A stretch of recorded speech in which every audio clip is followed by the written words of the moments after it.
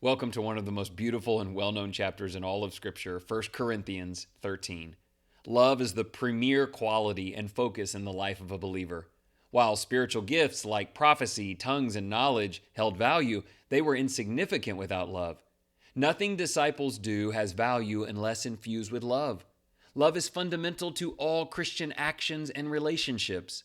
Paul describes love as patient, kind, and selfless. It is never envious, boastful, or prideful. Love does not dishonor others, seek its own advantage, or delight in evil, but rejoices in the truth. It always protects and trusts, hopes and endures. Supernatural spiritual gifts were temporary and would cease to exist once the complete revelation of God was revealed.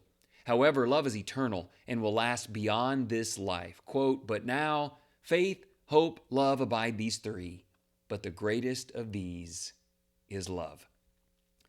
Christians in the first century had supernatural spiritual gifts. However, even those gifts held no value without heartfelt love. Today, we possess various abilities and knowledge. We can achieve great things, such as helping the poor and making personal sacrifices, but those actions only hold significance if driven by love for God and love for others. God calls for our patience, kindness, and enduring faith in others. If we teach and serve out of self-interest, we may accomplish some good deeds, but God will not reward us. We must embody love in every action and in all things. We now have the complete revelation of Scripture, and even so, faith and hope in the truth must be accompanied by abiding love. 3 questions to help. Number 1, what happens if you have the truth but do not share it with love?